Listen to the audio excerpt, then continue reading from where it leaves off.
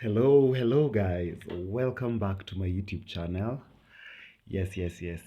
I just feel like randomly when something comes up, I need to be recording it so that I see how it's going, or I see how I'm improving in my delivery skills.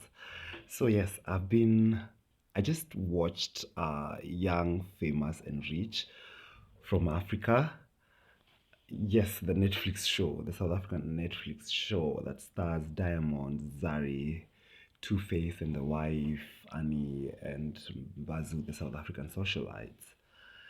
Um, the show is very interesting, as we all know that all reality shows are scripted around a certain certain people, yeah, a certain superstars. Then the stories are like these people are around the same circles. Like if you're probably a journalist, you know that you'll be meeting journalists from KTN, KBC, like the industry people, yeah. So obviously these shows are designed around that idea of you guys interacting and still making money in your own personal brands. Because yeah, unless maybe it's like Nairobi Diaries where you're being paid to act in a show or to, I don't know, to make content. Like I feel like Nairobi Diaries had a different whole concept. I feel like they were being paid to act, like I'm gonna pay you 20 G's and you're gonna do this and that and that. However, the Netflix one seems a bit like, not scripted.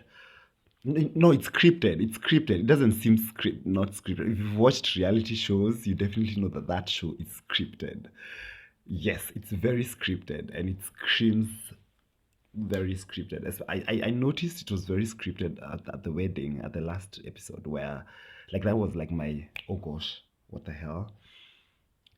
At the wedding, when Zari didn't show up, then Diamond shows up at her house, then this other South African guy shows up as well, and it's like, okay, Netflix.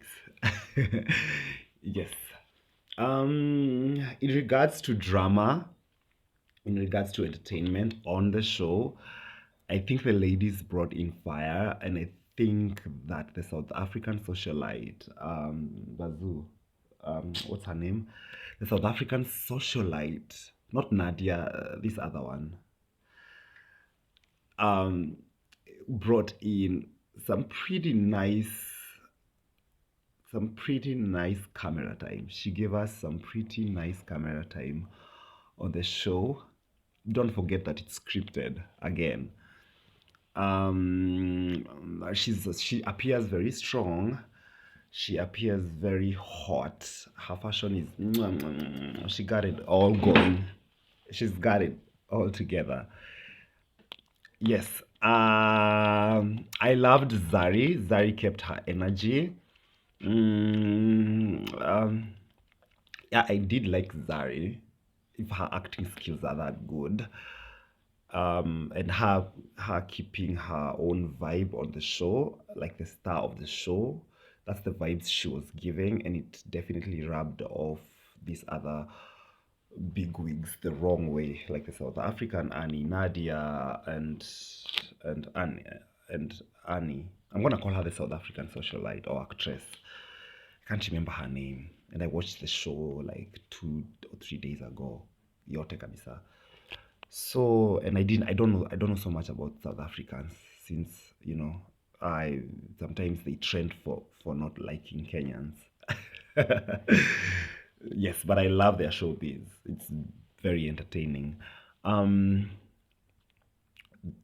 the South African socialite, I didn't like how she went about with the Zari's ego, like how she went around it. It depicted weakness. I mean, if you're a star and she's a star, so what? So what? You don't have to like really come off.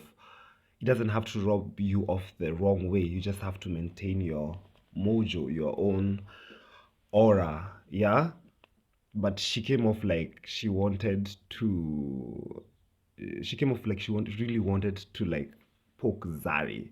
And if you remember the first episode where they meet with Zari, she was so, I don't know, like, I mean, like you came to bond with Zari, but it's like you're kissing us. Guys, kindly, like, if you watched that show, like, the first time the South African socialite is on a date with Zari, that episode, that scene, she goes like, "Oh my God, why do the men not get over you? Why do this and that and that?" Like, that was so unnecessary. It makes her play second to Zari. I feel like those were the moments where now she was playing second to Zari. And the fact that she had to rally other girls against Zari, I don't know how I feel about that. However, Zari wasn't doing anything. And do you know what I was saying with my friend? Shout out to Modoningei. I was telling her that that show definitely needed a Kenyan. It needed a Kenyan. I kid you not. You can't mess with a Kenya with the ego with the ego of a Kenyan. You can't mess around with it. You just can't. Like, I feel like they needed some Kenyan spiciness in that show. And do you know why Big Brother was so much fun for Africa? Because it had that dynamic. Like, there were Kenyans in there. Shout out to all the Kenyans. We are buddies. Yes. So yes, the boys were not bringing any drama. There was a lot of bromance going on, which is good. I feel like that's what guys should be about. I I didn't sense any jealousy. I didn't sense anything like between the guys, Diamond and Two Face. Two Face appears like a douchebag, of course, and the wife does a good job painting him as an asshole and a douchebag and a scumbag who cheats on his wife over and over. But he's because he's a superstar and he's exceeded so much fame and money during this time. Like, Two-Face is not gonna. Two-Face is an icon in Nigeria. Two-Face is huge in Nigeria. And the wife, I don't know, the wife plays the script of a housewife, a woman who's willing to go through everything just not to let go of her status of marriage. Like, girl, it's okay. I know Nigerians, they have very hot people. Like, just get off that bad marriage. Raise your kids with Two-Face. Always respect him, love him. Like, I think you should copy from Zari, a little bit of notes from Zari, because she does well with these things, co-parenting and all that. So she appears, I don't know, like, I don't think, let me tell you, and that's why I'm telling you, Kenyan girls don't take no shit. If it was a Kenyan girl, man, she would have dumped you a long time ago, sucked all your money, and used it to brand herself for her next bright future man who's gonna be a billionaire or something. Case in point, Huda and Prezo, or Huda and all the celebrities she's dated. Like, even if people say she's out there still doing this business, I don't know. I feel like her brand has been well curated. I don't know how real. I feel like she's real and she's got the money, and you can obviously see it, and she's lived a good life. And yeah, I don't know why I'm vouching for. I saw on Twitter, Netflix will come and post like this question: which Kenyan would they love to see on the show? And I was like, why are you asking the obvious question? Don't ask us. Like, I didn't even comment on that post. Kenyans were commenting. Others were saying Akode no. Akode is our Kenyan brand. We are not giving her away. We are not selling her out. Like, she's ours to keep. They people are going for even social media, like socialites, and people like Akina Nani, what's her name, Anita or something, I don't know, all these celebrities. But I don't know why I would, if I was asked, the only person who would suit in those shoes so well so well and run the show and keep going and sell Kenyan Kenyans in a very like good way is Huda. I'm sorry. Not even Vera. Huda. Yeah, Vera did Nairobi Diaries, so we are not forgiving her for that. Even if it was a hassle. So it's Huda. Sioni mwingine. Akode would handle it, but Akode is ours to keep. Like I said, she's our first lady for drama. So yes, something else I noticed about the show is that it was made for Americans. It was made for Europe. It was not made for Africans. The way Netflix branded this, the way Netflix played around with this, of course, the branding and everything, and the show in South Africa, and it was and the format, even the script, the way it goes, and there's a wedding, elaborate wedding at the very end. Guys, if you didn't see that coming, well, that is scripted. So it was made for, like, not for Africans, because if we want to give African stories, we have to go back home.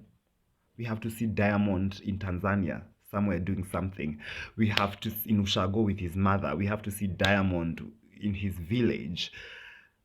Are you getting me? Like, we have to see these celebrities from where they come from. And I know they've made it, and that's what, like, it's not a reality if we are not seeing that. And that's how I know it was made for Americans. It wasn't made for us Africans. We already know they live such huge lives on our social media. You know what I mean? Like, we know they lead such huge lives, but I think now making the Netflix brought a bigger light and a bigger boom. This is Africa for you. And that, of course, is good entertainment for Americans to watch how, like, A-list superstars in Africa act. Yeah, I prefer the E series. Hiyo ya E ilikuwanga mzuri. But of course, these people made a lot of money, and their brands are so visible. They're more visible. Like them now, some people are gonna be getting major branding. I love Diamond. I love Diamond realness. Guys were bashing him because of not knowing English. I have no problem with that. Like, I wish they actually told him to speak in Swahili, and then they just, subtitle. I don't know, something like explain. Yeah, like, they should have allowed him to do that. Don't let our man struggle with Swahili, with English over there. Like, English is not the most important thing to know. The guy has achieved success, and I asked this question on the show. Diamond does not appear smart at all. Like, he does not appear smart at all. But he is a big superstar. He is a big deal. So he must either be having the right people around him, or he must be like Jay-Z, like he's street smart, like his street game is so good. And it could be both, and hence the winning. I'm really proud of that guy. Like, when I watch his first video and I see him and how far he's come, I don't know, that's a good story. That's a story that deserves, I don't know, a documentary, Netflix or something. Like, you're gonna inspire so many people. And yeah, so the show lacked authenticity. It wasn't authentic at all. That's the truth. That show was not authentic. Kiasi yake. Lakini, who are we to say it's not authentic when Zari is on it and she has 14 million followers on her Instagram? Is it 14 or 10 or whatever, man? Yeah, but I loved the show. It's a love and hate. I'm not really into this show. I don't know if I was given such an opportunity, if that's what I would do.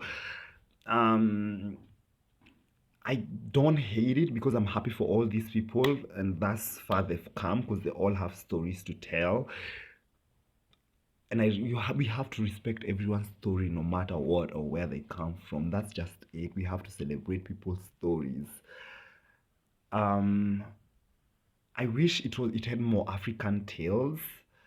It had a lot of American, I don't know, American tales. Even the wedding, oh gosh, it didn't look like an African wedding. It looked like a black African American's wedding or something. I don't know. It was too. In regards to fashion, they have it. Again, I'm not seeing anything African in this. I'm also not wearing anything African. I know I don't look anything African, but I'm talking to everyone as a blogger. Like, yeah. So that's just it. That was the edition. See you guys next time. Tell me what you think, what you thought of the show. I'm sure I've left so many points. I don't write these things down. I just think through them over and over, and then I'm like, okay, now it's time to do it. But like I said, yeah, progressively I will improve. Leave your comments below, share if you liked my review, and yeah, see you on the next video. Bye. And remember to subscribe all my brands: Urban Q Festival, Njino Acoustics, and Njino the blogger. Njino across all platforms. Bye bye. Next time.